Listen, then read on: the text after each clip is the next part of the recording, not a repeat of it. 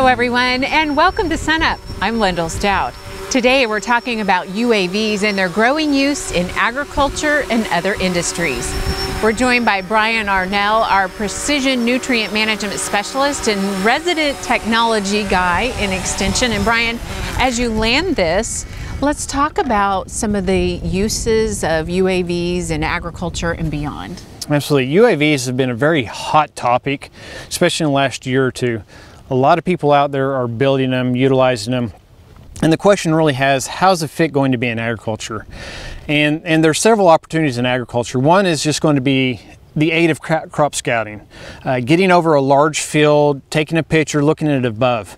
It's amazing how many things look different when you get a top's eye or bird's eye view of it versus at ground level where we're looking at things. And so just scouting fields quicker, identifying problem situations, problem areas, and sending an agronomist out to take samples at that point. There's also a lot of precision ag that's very interested in this technology, developing zones, looking at seed population. How well did the seed emerge? Do we need to do replanting? Just anything that we could use mapping for. There's many of these drones and UAVs that have centimeter resolution. So that means we have a pixel for every centimeter of soil or plant that's out there. Researchers are extremely excited about the use of these in the research programs. Breeders are able to go over their large blocks, breeding blocks, and take information, take data, whether that's NDVI, visible, temperature, thermal cameras, and such. And then outside of ag, there's a lot of opportunity still yet. Fire, OSU is really investigating the use of this in wildfires. So whether it's at night or in cloud cover or bad conditions, you can have a UAV over a burning fire where maybe pumper trucks or people can't get into to find hot spots or flare-ups that they wouldn't normally see. Talk about your setup that you have today and kind of the range of these products, because they can go really high end, it sounds like. Absolutely. So the most popular UAV sold in China today is cost $61 US, a little handheld UAV. There's UAVs that people can use, so they buy them, they wear a watch, and they throw them up in the air for a couple $100s, and they'll follow you and record. My UAV has a camera that I can stream onto my phone or an iPad or smartphone, so I can see live view on that. It has GPS, so it can be stable. I can send it up in the air. It can be stable. And it has a nice little camera, so I can take pictures. This is the type of UAV that crop consultants, producers, and crop scouts are going to use if they just want to look at something. Researchers aren't going to be able to utilize this to extent. There's opportunities, but that's about it. This is called a copter, so we have propellers. It's a great hovering craft. It can get still images very well. There's also fixed wings that are out there. A fixed wing will either look like an airplane or just have a solid wing base. They're built for covering larger areas quicker. They can fly much faster, and that's really built for getting imagery off of a full field. We need to talk about some of the legal guidelines surrounding UAVs. Can anybody just pick one of these up and start using it? So as a hobby pilot, anybody can utilize a UAV in hobby scenario, but what most people have to understand is that FAA has a few regulations. One of the misgivings is that FAA does not care about something as small as this and as low as this is flying. But if you actually look at the legal terms, FAA has control of all airspace above the soil surface. So that means an inch above the soil surface, they now control the airspace for anything that is within their airspace that is flying independently. So FAA has three classifications of RC planes and UAVs and remote controls. One is hobby. So that is very specific criteria. They can fly in certain scenarios, and they just do it for fun. Second is governmental use. That's going to be the police, law enforcement, search and rescue, scenarios like that, and research, that is researching the development of new platforms, a platform being the type of plane, how well they fly, the energy use, and things like that. The third is a civil group. Civil group is going to be a consultant or a industry who is utilizing the technology to make decisions, to sell services. It's also education and training. So our researchers at OSU that are developing UAVs can do it as long as they don't have a camera on there collecting information. So actually, for researchers to use this technology, we have to get permission from the feds and the right exemptions to fly this to collect data. And then another misgiving is that a farmer who owns his property or rents it and wants to buy his own UAV and then fly it over his field is legal, and that's not. The second that a UAV is over a field and the images collected are used to make a decision, it is now considered a commercial activity. Or if you want to go up and take pictures and sell them on the internet, that is also commercial activity. So anybody that uses this over agriculture has to get an exemption, apply with the FAA. They're trying to streamline that process, but you still have that. Even once you get that taken care of, you still have the limitations. You cannot exceed 400 feet. You are going to probably have to have a certified UAV pilot's license. You're going to have to be recertified. So there's a lot of things you should really know before you get into the thought of, I'm going to use this for agriculture right now. Once all that is done and you've met the requirements, show us the practical application in, say, a field of canola. How does this work and how do you scout this area?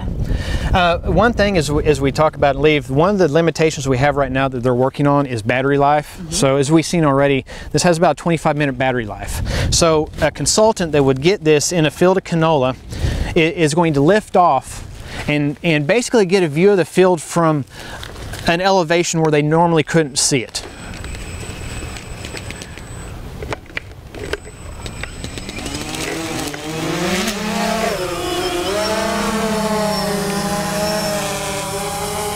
And we can see the pH plots of Dr. Lofton in the canola from a period that you can't see that from the ground. It looks differently, and you can still get over us and see the difference of tillage on the canola stand. You can really get a good view of that, and you see how that looks.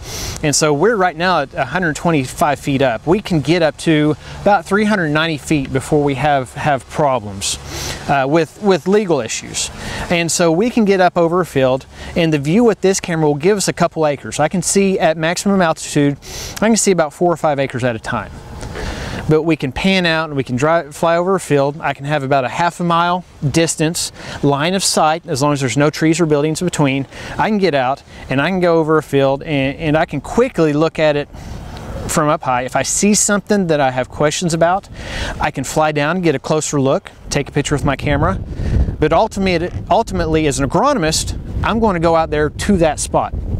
But this helps with canola that's tall and tough to walk through, or sesame, crops that you just can't see. It's tall corn, and it helps you get over those fields quicker. Okay, Brian Arnell, thanks a lot.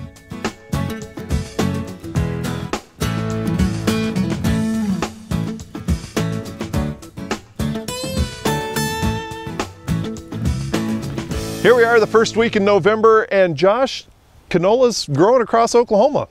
Yeah, it's really getting after it. You know, we've had, comparatively to years past, we're talking about conditions that are, near fantastic. I mean, real timely rains. We haven't froze yet, which is always a good thing. So canola's really getting after it, especially where it's planted on time. And we're talking where it got into September, 1st of October. We're looking real good, which is something we have behind us here today. Now, canola doesn't look this great across the state. Southwest Oklahoma, there were some later germinations. Yeah, I wish it looked this great around the state. We'd have a heck of a year, I do believe. Yeah. But no, it's those areas that had lacking moisture when they planted. A lot of guys ended up, because we have those insurable dates, so they have to get them in on a certain time, sometimes not in the greatest conditions. And so we had poor soil moisture at the time. And so some of those just popped out of the ground just recently. And so, they're growing a lot slower. Canola is photosensitive, so when the days get shorter, the growth gets a little less exaggerated. So they're growing a little bit slower. They're a little bit further behind, but they're getting excellent rains down there. So with some good luck and good temperatures, good conditions, we should see a lot of that still make it. We just have to get the right conditions from here to the first freeze. Well, speaking of the first freeze, we're kind of inching closer to that across Oklahoma. Let's talk about what happens to the plant whenever it does freeze. Well, yeah, we are inching closer to it. I think in the 10-day forecast, which is about as reliable as a sock in a knife fight, but they're looking at 34 to 36 degree temperatures here coming up, which is not a bad thing. What you really don't want in canola is that spike in temperature to where we were 80s one day and then we were 16 for a couple hours at night. But when we do get down to those freezing temperatures, there's a couple things you got to look at. One is freeze time. If we get 32 degrees for a couple hours, you know, canola is pretty resilient as long as it's got a little growth to it. If we get down to 12 degrees for multiple hours, that's when we probably had our first killing frost. And what you got to look for is the actual canola plant. And it's one of those things you actually got to get boots on the ground. Like I said, I grabbed these from this here behind us that's got great growth to it. What you want to look for is above ground, you're looking for that leaf set because that kind of gives us an indication of what's happening below ground. But you're looking at 5 to 7 true leaves, good vegetation. That means that they're capturing a lot of this photosynthetically active radiation, these good sunlight temperatures, and they're turning it into sugars, which that's what they need to do, because this crown or this growth point in the rooting mass is actually what makes us survive the winter. And so you see these, I kind of pulled them out so they're a little less than they actually are in the ground, but you see that below this growth point we got really nice rooting system, a real thick, nice rooting system, and we're seeing that more than likely this plant right here, if we were to freeze tonight, would probably have enough sugars and enough nutrients for it to make it through till the spring. The other thing you start worrying about is if you have really young canola and you haven't closed over rows, is you start worrying about weed control. Because just like we experienced this summer, if you put your herbicides out and you have a large flush of moisture, a lot of those residuals don't hold on as long as they typically should. So you can start to have some weed control issues that might need to be accounted for, where in a normal season or a season where we don't get these big massive rain flushes aren't needing to be accounted for. So that's something that just needs to be scouted. You need to have, once again, while you're out checking for your canola growth, make sure you don't have the weeds. The other thing we talked about a month ago were the armyworms, and we haven't heard of a lot, if any, reports kind of come on, but it's something that can't be ignored. Right. Once again, while you already have those boots on the ground, just do that full scouting. You know, look for those weeds, look for those armyworms, look at your canola growth, see how it's doing. And it's also a good time of year to start looking and seeing if you need to maybe adjust your lime next year. You know, this is going to give you the greatest picture. It's not going to lie to you on what's problematic with it, and it also can help you when you do your in-season nitrogen applications in the spring, where areas that might need a little more than others. So canola producers need to be in the field now doing their checklist. Yeah, it's one of those things. Once again, we typically maybe have had a freeze or some really cool that the canola is really starting to die down. I mean, we're looking today, we're at 70 degrees and the canola is loving it and growing like crazy. So we still need to make sure that those boots are on the ground, that we're making sure to look at our fields still and keep holding on to those fields. Okay, thank you much, Josh. Josh Lofton, Cropping Systems Specialist here at Oklahoma State University.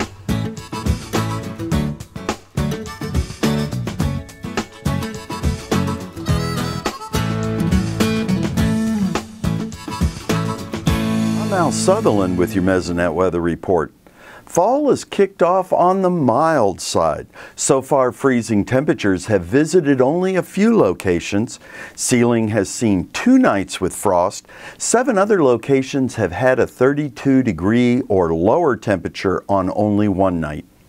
Checking on air temperature averages for the month of October, we were 1 to 3 degrees above average across the state.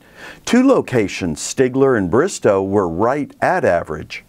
The air temperature averages in October range from 57 at Boise City to 66 at a number of locations along the Red River: Granfield, Ardmore, Medill, Durant, Hugo, and Idabel. The departure for maximum air temperatures were slightly elevated in the far southeast. Out in the Panhandle, they were just 1 degree above average. It was the departure from average for minimum air temperatures that saw more dramatic differences. Sites in the Panhandle were 5 to 6 degrees above average for nighttime lows. In the gray areas, the minimum was the same as the long-term average. Bristol and Tallahena had minimums that averaged 1 degree cooler for October. Here's Gary with a look at last month's rain and its impact on our drought status. Thanks, Alan. Good morning, everyone. Well, a couple of weeks with some really nice rains have really put a dent in that flash drought that's been developing since late summer. Now, we do need some more rain because there's still some pockets of drought around, but we have a much nicer looking drought map. Let's go right to that. And we can see we still have moderate drought a little bit down in southwestern Oklahoma, up into north central and central Oklahoma, and then far southeastern Oklahoma. But if we look at the 30-day rainfall map, we can see really that the areas of heavier rains match up with those areas that have seen relief. Now the Panhandle, of course, has no worries about drought, and south central and in far southeastern Oklahoma starting to come out of drought, get completely out of danger. That's those areas up in north central and southwestern Oklahoma that have had 2 inches or less, 3 inches. Those are the areas that we're still concerned with drought. The good news for November from the Climate Prediction Center is they still see increased odds for above normal precipitation for the month of November, so hopefully this drought map will be completely free of any colors by the time we reach the end of November. We're here at Foundation Seed with Kim Anderson this week, our crop marketing specialist. And Kim, hopefully there's a bit of an upswing with wheat prices you can talk about?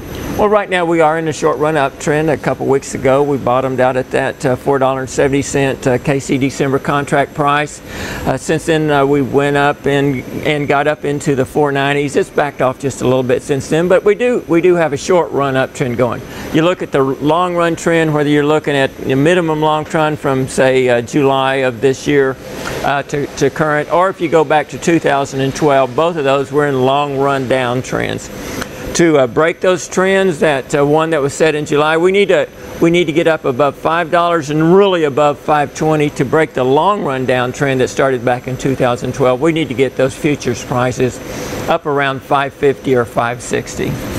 In order to do that, what needs to happen then with the market to cause that? Well, in the short run, what we need is lower production in Australia and Argentina. Right now, it looks both of those crops are being harvested. Australia's crops coming in a little less than expected. That's probably already factored in the market, and maybe while we've got some of this run up. Also in Argentina, that crop's coming in as expected, but there's an election going on. Right now, there's a relatively high export tariff put on wheat. Both candidates run and say that they're going to reduce or do away with that tariff, and so farmers aren't selling their wheat, just like you'd see in the United States if that was happen. I think both of those are reasons that wheat prices challenge that $5 mark.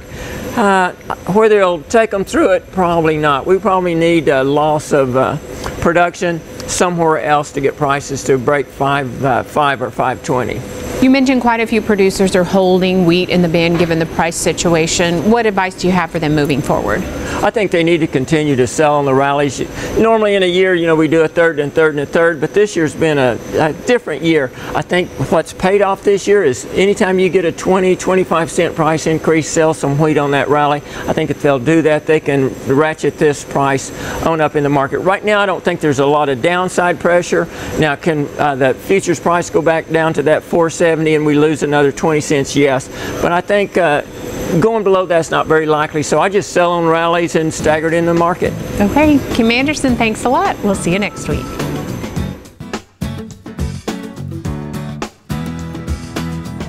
Rains across parts and in some cases most of Oklahoma over the last week and a half have given producers the hope, at least, of having wheat pasture to use as a winter feed for some of the cow herd. If we're going to use wheat pasture as a bulk of the diet for cows that are going to calve this winter or spring, I think we want to look ahead and remember that the mineral profile of wheat pasture doesn't really fit lactating beef cows very well. What I'm concerned about is a condition that's called grass tetany. That often occurs in the springtime, especially in older cows right at or after calving. And why it happens in older cows is because they don't mobilize the minerals out of their skeletal system as well as do younger cattle. Wheat pasture is notorious for being low in a couple of minerals, magnesium and calcium. And that's what leads us to this tetany situation. Grass tetany often shows up in cows as they have a staggered gait, frequent urination, perhaps even go down. And maybe one of the first signs that you would ever discover is a cow that's actually succumbed to this hypomagnesia or hypocalcemia that occurs that we call grass tetany. Now, why would I talk about that at this time of the year here in November? Well, I think we want to get ahead of the game by getting a mineral mix available to cows that we plan to put out on wheat pasture this winter. And that mineral mix I would prepare as one that's got at least about 12 to 14% magnesium in it and about 7% calcium, so that we're making up those differences that wheat pasture just leaves holes in their diet. We want to make sure that these cows are used to going to the mineral feeder, consuming about 3 to 4 ounces per head per day as we prepare for the spring season when grass tetany is most likely to occur. And if you'd like to learn more about mineral nutrition and such things as grass tetany, there's a great bulletin that's available that you can go online. It's Vitamins and Minerals for Beef Cattle, written by Dr. Lawman here at Oklahoma State University. Just go to the SUNUP website. That's sunup.okstate.edu. We've got a link there to that particular bulletin. Got a lot of information about mineral feeding of beef cattle. Hey, we look forward to visiting with you again next week on SUNUP's Cow-Calf Corner.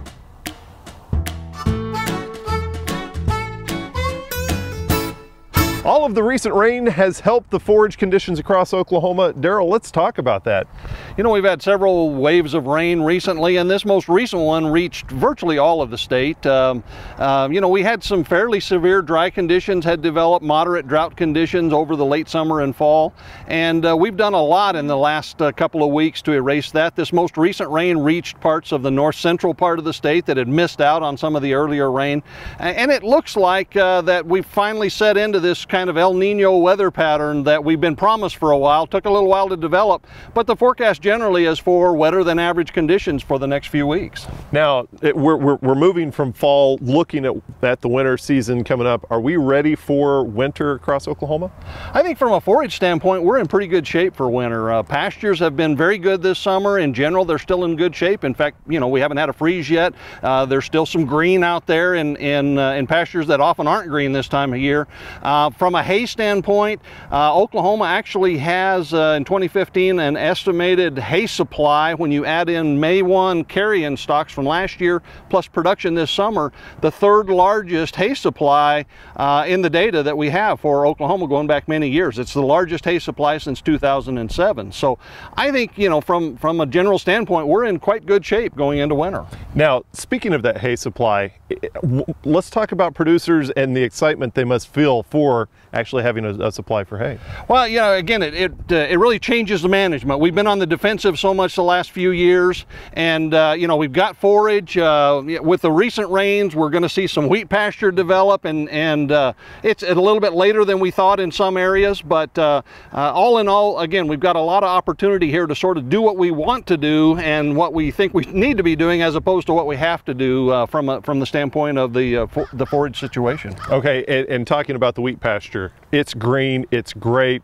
Cattle will be moving out on it soon? I think we'll see some additional wheat pasture demand. You know, the cattle markets have been in recovery mode from a different issue here recently that we've been through. But as far as feeder cattle goes in Oklahoma, it's the fall run of calves, so we've got bigger supplies, but we also have more demand developing with the wheat pasture demand for stocker cattle. There may even be some additional feedlot demand for heavier weight feeder cattle as they have moved out some of these heavy supplies that got us into trouble a month ago. So all in all, I think we're, you know, again, looking at a pretty decent fall run. These calf prices, it's a balance between supply and demand, but it looks like we'll at least hold steady, if not continue to actually improve a little bit more as we move through November. Okay, thank you much, Darrell Peel, Livestock Marketing Specialist here at Oklahoma State University.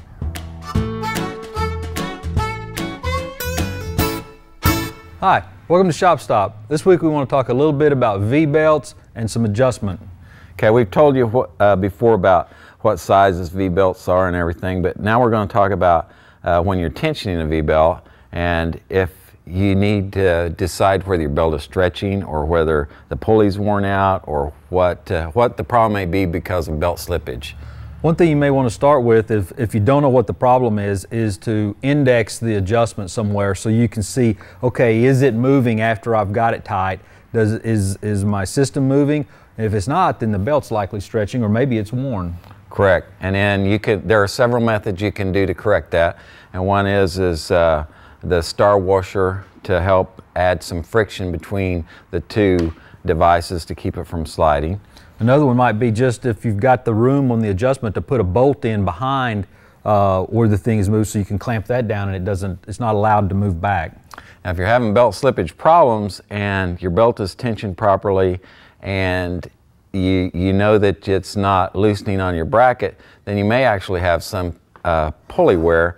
And if that belt is riding down in the bottom groove and rather on the sides, it can slip as well. Yeah, you want to make sure that the sides of the belt is where the friction takes place and you actually get the pull out of it. So this is where you want to be. So if your pulley is one to look at is if the pulley is slick down on the inside, then it's obviously getting some wear down there. So those are some tips on checking V-belts and slippage. We'll see you next week on Shop Stop. Thanks so much for joining us this week for SUNUP. Remember, you can find us anytime at sunup.okstate.edu and also follow us on YouTube and social media. I'm Lyndall Stout. Have a great week, everyone. And remember, Oklahoma Ag starts at SUNUP.